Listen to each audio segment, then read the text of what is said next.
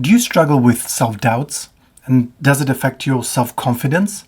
Well, if so, then keep watching because I have a great simple tip for you that would help you eliminate those self-doubts once and for all.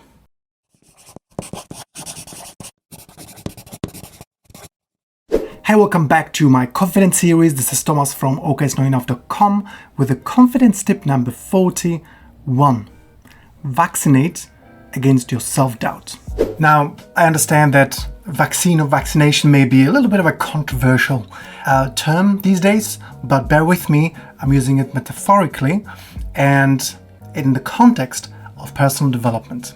You see, self-doubt is like a virus to your self-confidence.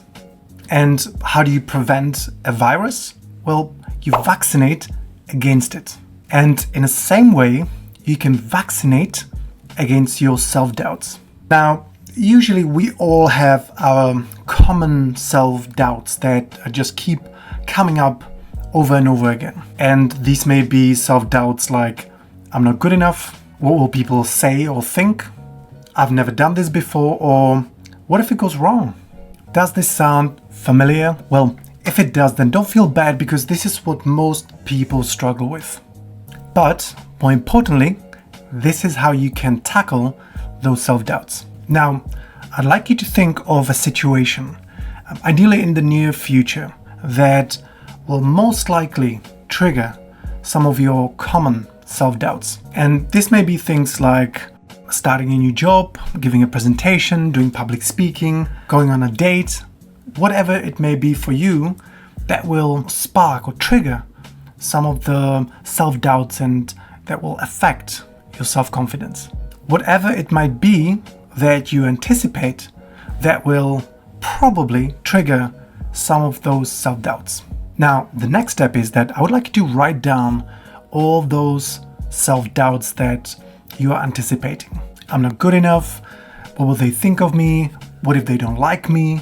What if I mess up? And so on. Okay, now when you've written them down, what I'd like you to do is to look at each of those self-doubts. And rather than ruminating about how it might go wrong, think about and write down all the reasons of how each of those doubt is unreasonable, unrealistic, and why it isn't true. So, for example, you are giving a presentation and your self-doubt is that you'll mess it up. But if you really think about it, you realize that, no, actually, hold on, I know my stuff. Why would I mess this up?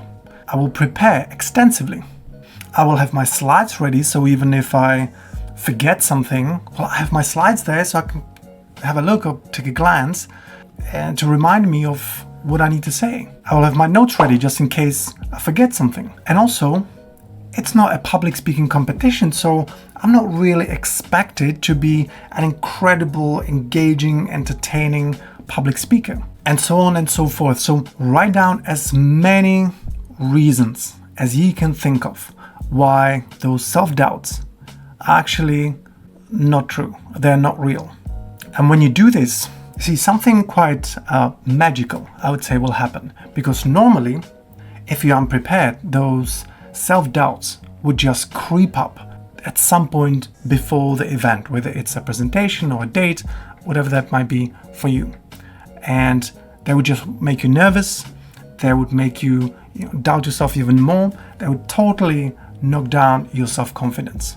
But now, when you've made your list, the magic that happens is that you've actually disempowered those self-doubts. You've questioned them. You have pulled the rug under them, and you will notice that they will have much less effect on you, much less impact on your self-confidence, because now you actually have something against them. You've vaccinated against the impact, the power they have over you.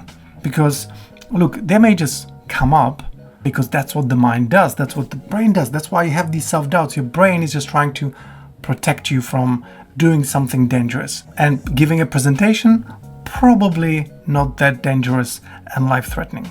So they may kind of, in a fleeting moment, just kind of come up. But because you have listed all the counter evidence they will have no power over you and they will disappear just as quickly.